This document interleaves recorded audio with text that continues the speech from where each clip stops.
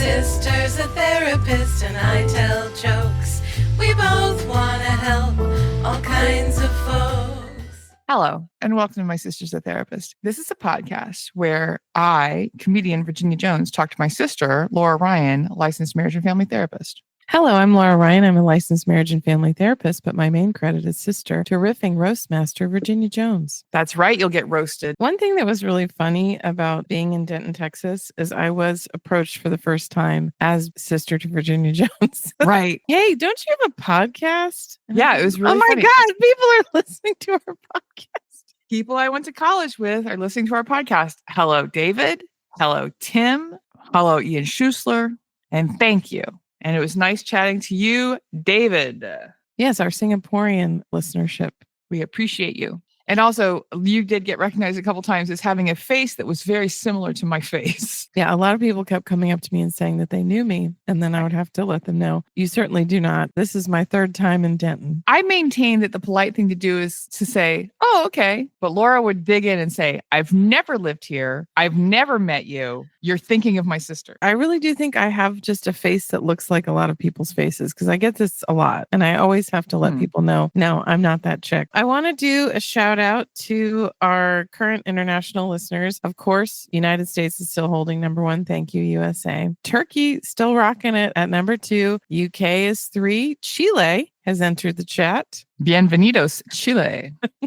Australia still in the game. Bangladesh following quickly after. Canada, South Africa, New Zealand, and Norway. Thank you to our top 10. And I want to let all of the listeners know, if you're sitting here right now, maybe near a friend or a coworker, or if you're in Turkey, a jeans distresser or a hair plug consultant, let them know that this is your favorite podcast and that they should listen too. Or even among your favorites. We're not picky. We have to be your number one. Otherwise, what's the point? Laura, on this podcast, we take turns picking the topic and researching the topic and sharing it with the other sibling. This week, it is your turn. What do you bring to the table? Today, I am bringing a request from a listener email. The title of the email is Post Nuptials. And the email says, not as fun-filled as many of your episodes, but I was wondering if you might consider doing an episode about life after divorce. My 9-year relationship ended about a year ago, and I'm curious what thoughts and advice the Ryan sisters might have about that, if only to roast me for thinking of myself as divorced when we were never married. Thank you, Zach. Zach, I have so many thoughts that are happening all at the same time. For one, I'm so sorry about the end of your relationship. It is totally okay to think of it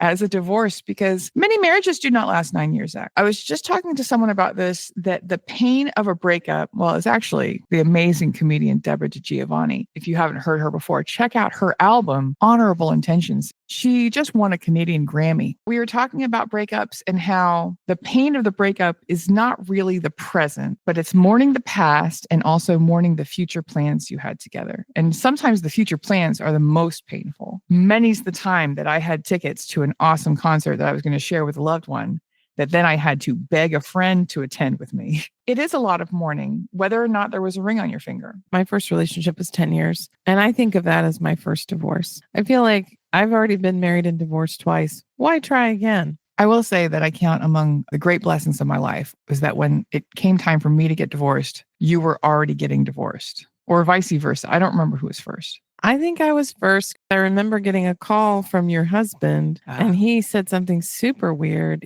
I don't know if I'm ever going to talk to you again, but I want you to know that I've always really cherished our relationship. And I thought, what is he talking about? Is he going to unalive himself?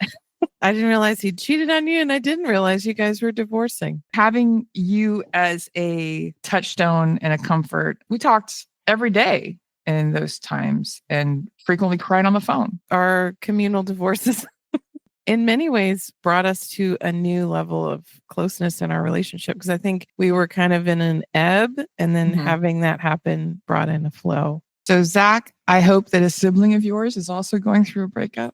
The likelihood of that happening is pretty limited, but I do think there is something to be said for reaching out to the people in your life who are also going through or have gone through something monumental like this, because other people don't understand. I just remember some of the hack things people said to me.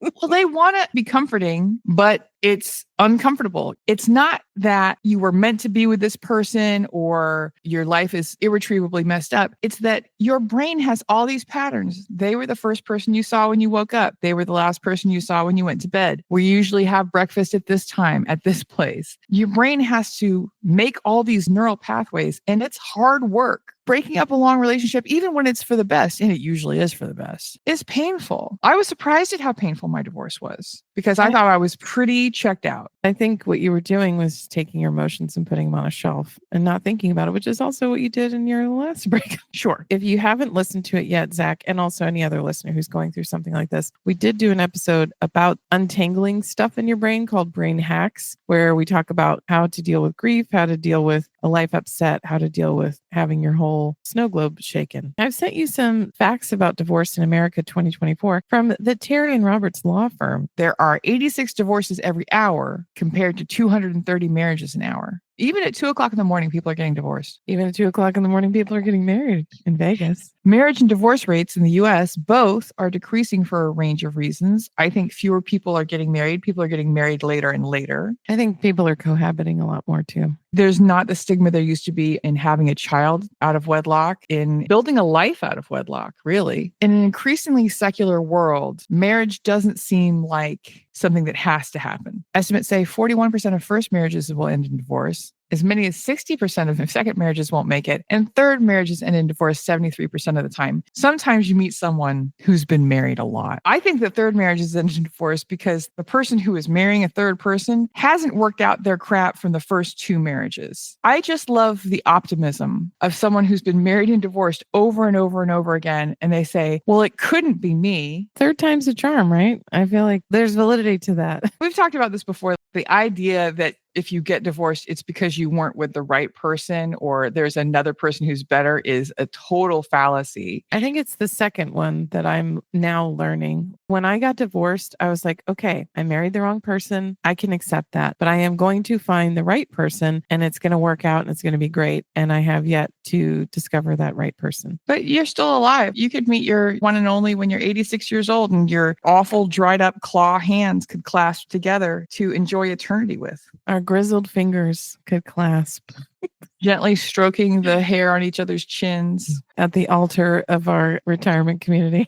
As long as you're alive, possibilities abound. So you beat the statistic for first marriage, according to the same list. The average lifespan of a first marriage before divorce is 8 years. So you made it to 10. I made it to 5. Boom. And I feel like I was really pushing it to make it to 5. That was me giving it absolutely everything I had. I remember early relationships thinking, wow, we made it 6 months. Wow, we made it 8 months and everything was a celebration. But that was because those relationships were incredibly hard. I know it's a cliche, but the person I'm with now, it's been a year. It's been easy. Did you know that millennials are waiting to get married and staying married longer, driving the divorce rate lower? I find that unsurprising because I do think that one of the reasons that marriages don't last is that people are getting married when they are children. One of my friends got married at 30 and I said, my God, that should be illegal. You're just a child. But then I remembered I got married when I was 30. And I remember when I got married, I think I was 32. And I remember thinking, gosh, I'm so old. I'm an old maid. I should have This is already my had last 2 chance. kids by now. Did you know that couples between the ages of 18 and 24 are most likely to split up? You're not even a whole person then. Your brain isn't even fully formed. You're like a Play-Doh kit of a person. Is this going to be my personality? I don't know. What if it's trains? And that's why I think about my first relationship. I just did every terrible thing.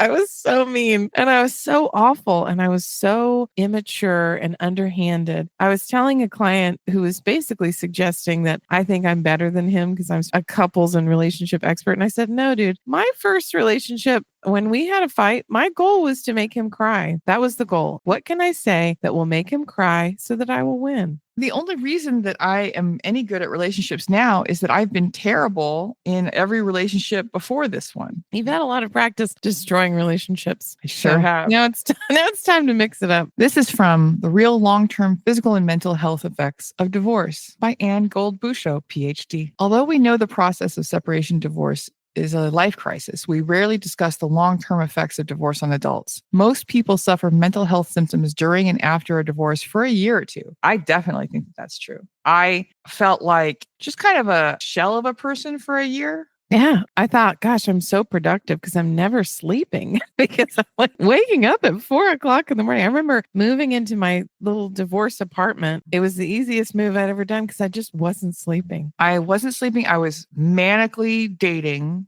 with no intention of having a relationship. Let's just get it out there, spread it around. Interesting. I attribute at least some of the burnout that I experienced at work to this period.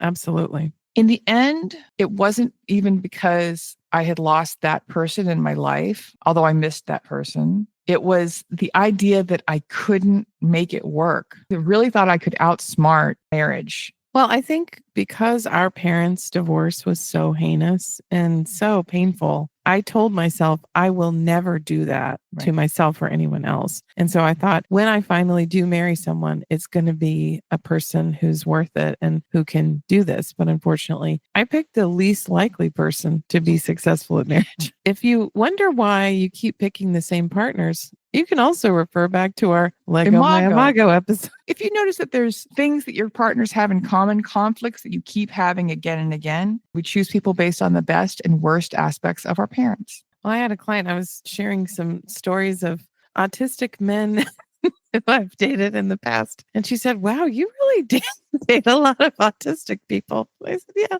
it's because my dad had autism. I have done it because I'm just trying to prepare myself for my eventual relationship with Robert Smith of The Cure. I thought they were going to say demise because an autistic person knifed you in the back. Research published in the Journal of Men's Health found that divorced people, men and women, years after the divorce, suffer higher rates of mortality, depression, illness in general, and substance abuse than do married people. And yet, so many women still initiate divorce, even though they know this is coming down the pike. You sent me a TikTok the other day about the positive sides of women getting divorced and saying, I can't believe I waited so long. I feel so free. And my first thought was, that's not how I felt at all. I was glad because the relationship wasn't working for things that I did and things that he did, and everybody's culpable. But I was miserable. And then in later relationships, I put off the end because I remembered being so miserable and such a wreck. I don't have time to be a miserable wreck right now. I remember I was actually pretty ecstatic for my marriage to end just because it was so abusive and so unpleasant. And it was such a drain on all of my resources. And I remember in my tiny big girl apartment, because it was the first time I'd ever lived alone. I remember sitting on the couch and looking at the door and thinking, I don't have to worry about some man coming in the door and ruining my night. And that was a big relief. That's a pretty good clue that it wasn't really good. Because my marriage ended because of abuse, I didn't plan my exit particularly. I didn't have a lot of time. So I was staying with a married couple who were our friends after the incident. And I had about a week and a half because they were moving out of their house. It was a 5th floor walk up. There was no elevator. And there was a wasp nest under the stairs, which I really enjoyed being stung by on a regular basis. Circling back to the Anne Gold Buscho article, according to a study, co-authors Linda J. Waite of the University of Chicago and Mary Elizabeth Hughes of the Johns Hopkins Bloomberg School of Public Health, people who are divorced or widowed are 20% more likely to suffer from long-term health problems such as heart disease, cancer, diabetes, digestion or metabolic problems, and other chronic illnesses. They are also 23% more likely to have trouble with mobility, such as walking or climbing stairs. People who remarry fare somewhat better, but still have 12% more chronic illness. They're 19% more likely to have problems with mobility than married people who have never been divorced. If they remarry, their rate of depression decreases. I have to stay married so I can keep walking?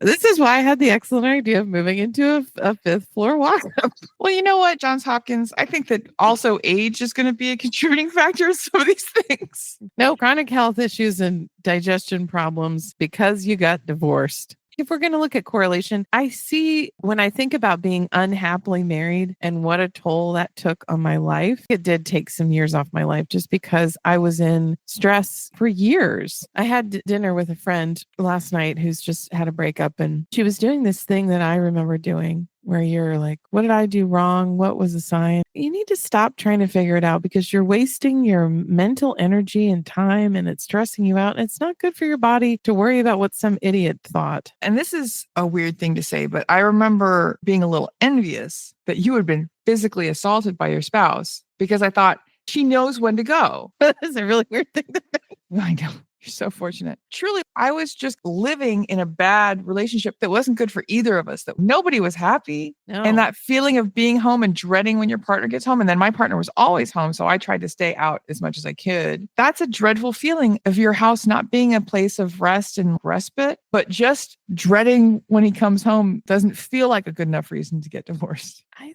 think it is. The story that I make up when I think about relationships I've ended is I tell myself, if this person felt this way about me, would I want them to stay? What I wound up saying a lot in my last relationship was, I only have one life and you're making it bad. This is the only life that I have and you're making this life bad for me. And even if we're both making it bad, we really shouldn't be together. Right. I see miserable couples on a pretty much weekly basis. It's kind of your job.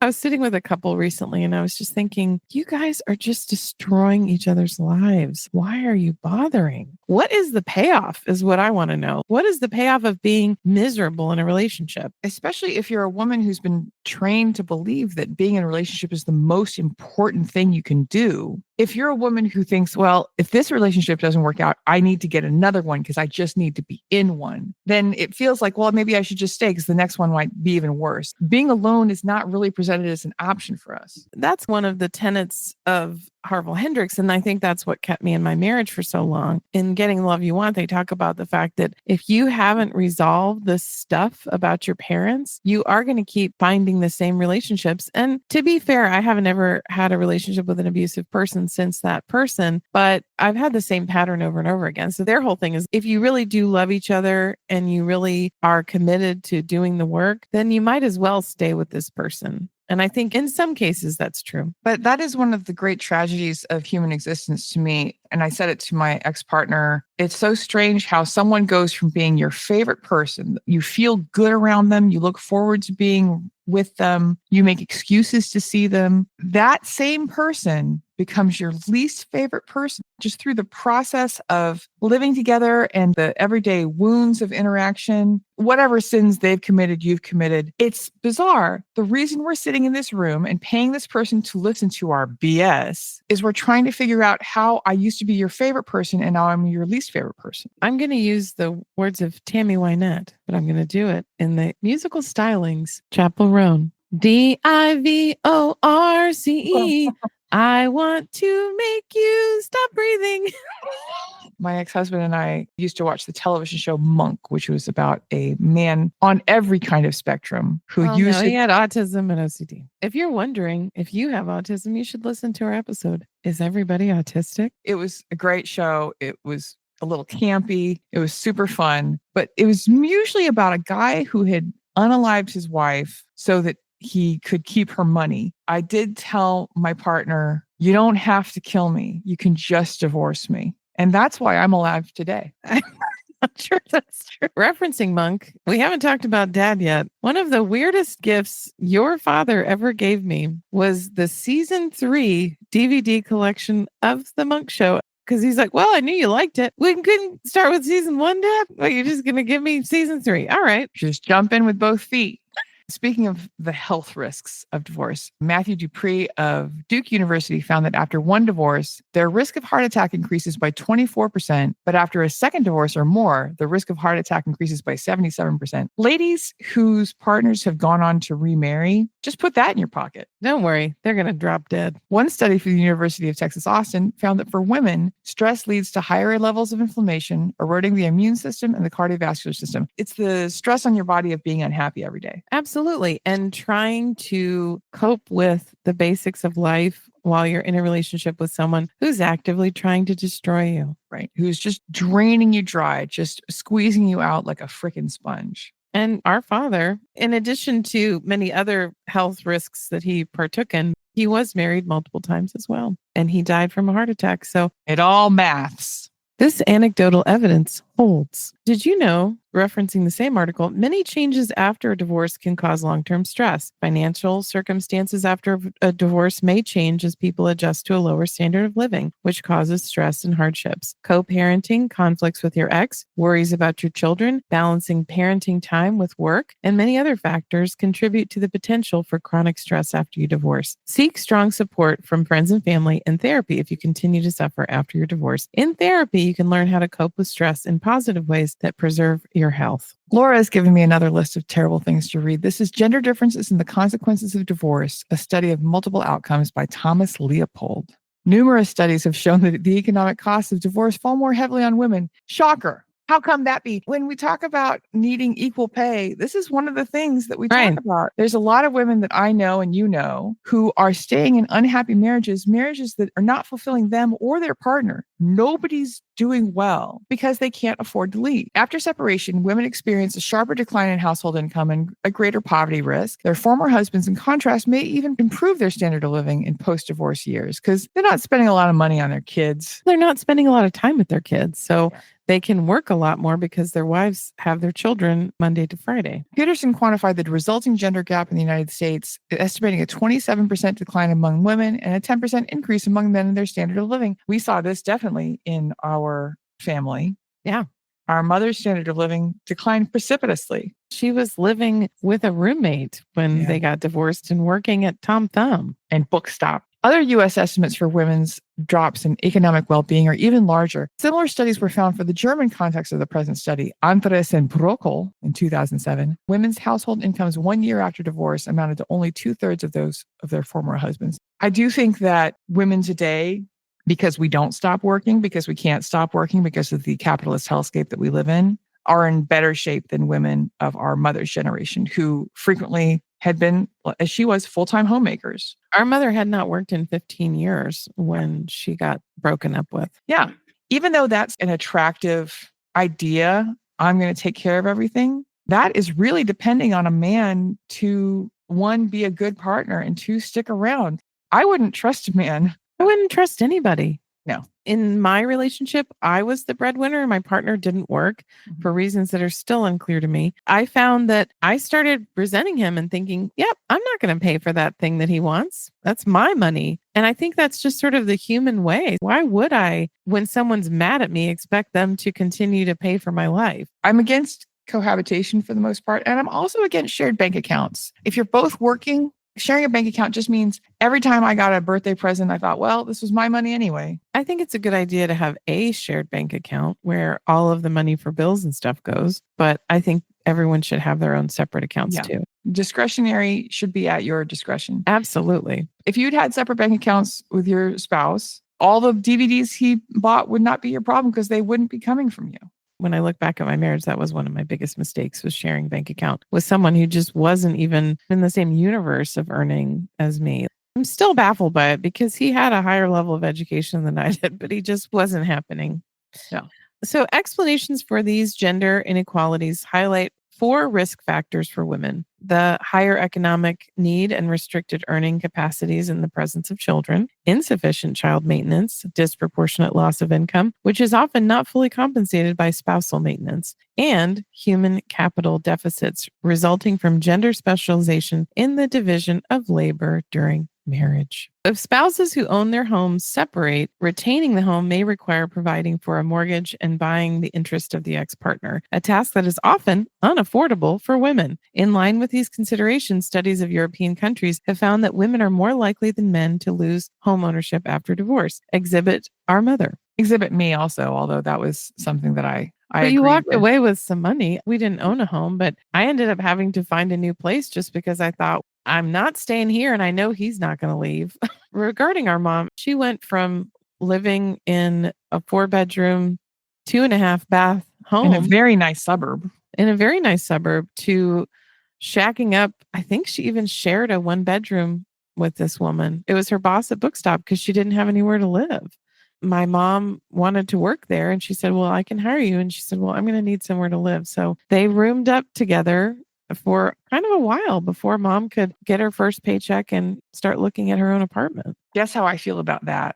Good. Angry. I feel a lot of feelings: angry, disappointed, secondary humiliation. I can't imagine what that would be like to suddenly go from feeling like your whole future was set and then feeling like, oh gosh, I have nothing now. And you have nothing because your husband decided to take up with somebody he liked in high school. Your life just immediately begins to suck. To be fair, I'm fairly certain that her life sucked before that, but Sure. we moved from being very frustrated with a person all the time to basically being homeless. Early studies that compared divorced men with divorced women concluded that post-divorce adaptation in health and well-being favors women. One explanation for these differences relates to gendered health benefits of marriage because men experience greater health gains from marriage. Divorce puts them at a higher risk of health declines and mortality. I was watching a TikTok about how men's wives try to restrict processed foods, alcohol abuse, because they want their husbands to continue to live. And men act like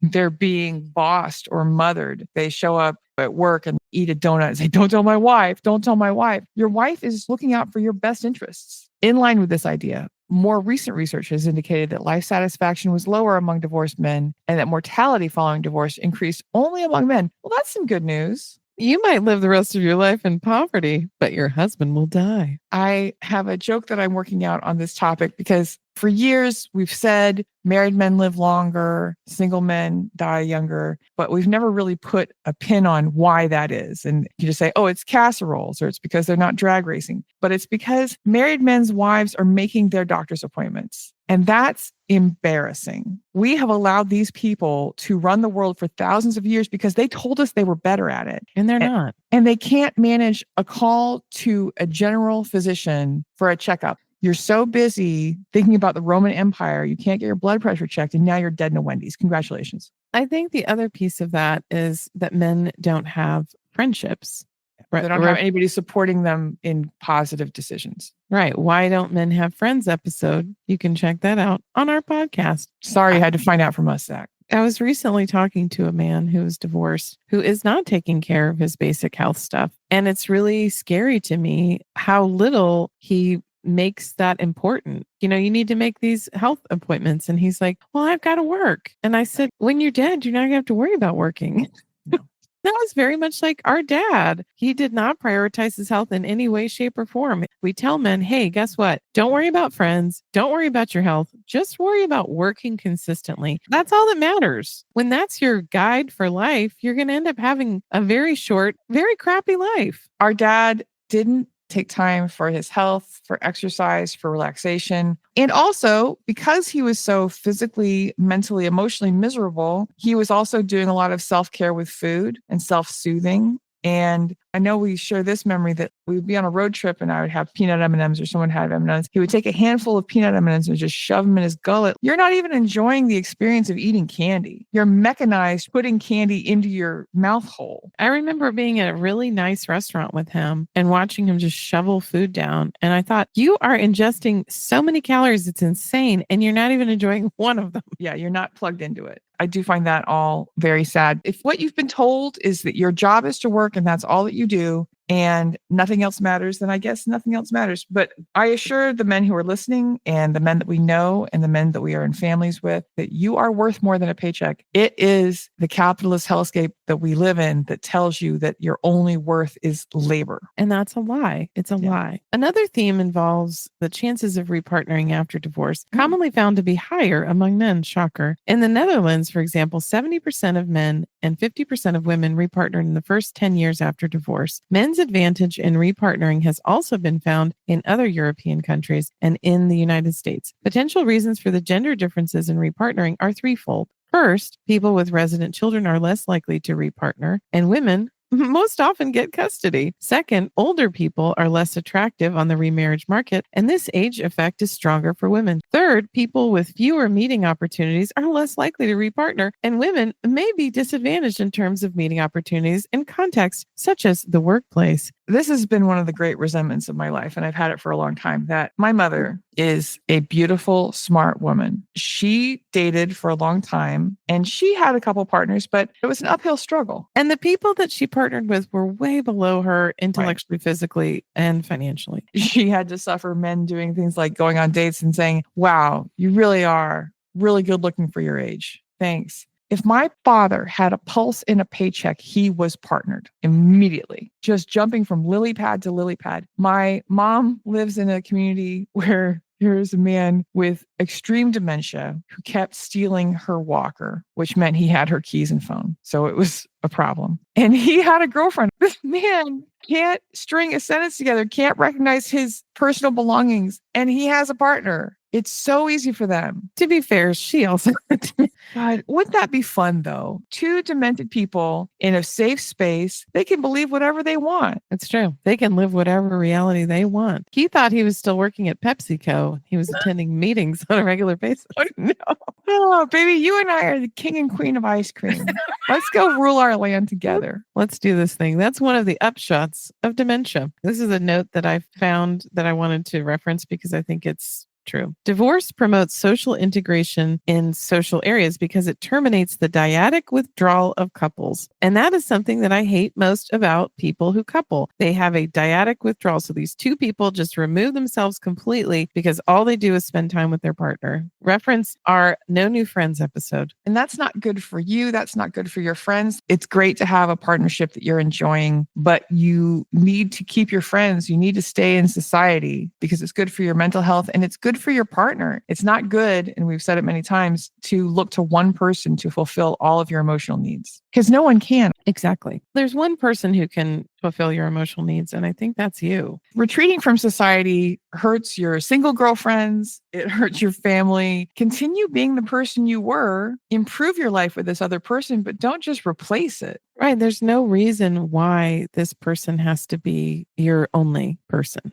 I've been watching a TikTok thread. It's a bunch of TikToks on the same topic. It's called the group chat. All of these girls are planning a dinner and this one friend is trying to bring her boyfriend. So all the girls are trying to find very kind, not too passive aggressive ways to say, this was supposed to be a night for us. Please do not bring your boyfriend. And then they find out that she has actually gone and changed the reservation without their knowledge. I just think, why? Why do we keep doing this? It's so dumb. I love you. I don't love your boyfriend. I don't love your husband. I love you. If I have to go to couples activities with him, that's fine. But I don't want this to just be you and him in each other's pockets all the time. It's terrible for you. It's terrible for our relationship. It's terrible for everybody. If you spend every minute of every day with this other person, what the heck do you talk about? Remember that thing we did 10 minutes ago? Yeah, I was there. So this has all been very depressing in general. Thanks, Zach. Thanks a lot, Zach. Most of this doesn't apply to Zach technically. He's ending a long relationship. It's not a divorce. He didn't have no ring on his finger, but he's also suffering a lot of pain and discomfort. If I'm cohabiting with someone and suddenly I have to figure out how to make it on my own, that's difficult. And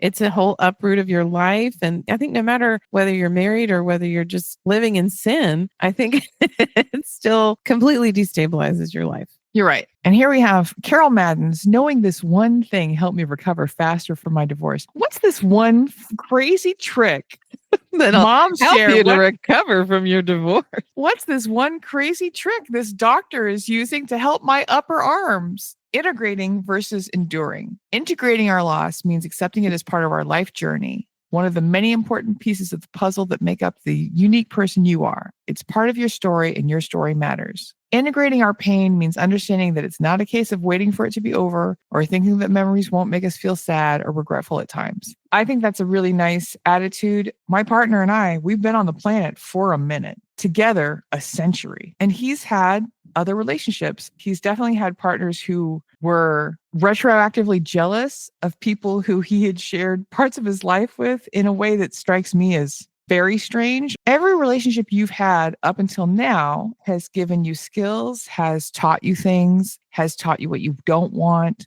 It's just made you a better partner for me. I have a debt of gratitude to all of these people. And every partner I've ever been with has taught me something, helped me become a more fully rounded person, and has helped me become a better partner to you.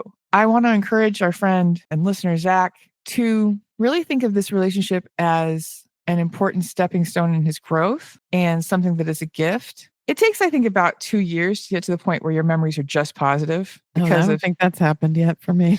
Well, if we look at the Adlerian model, after you break up with someone, you're not allowed to think good things about them because then you're going to second guess your breaking up. So you have to think bad things about them all the time. But once you've distanced yourself from it a little bit, you can have positive memories and say, oh, you know what? It's okay that it ended, but here's some nice things that happened. It is part of my life. It's part of my makeup. And hopefully it's made me a better person. In the article, Carol Madden references a pictogram. And in the first picture, it's a very big ball in a very small jar.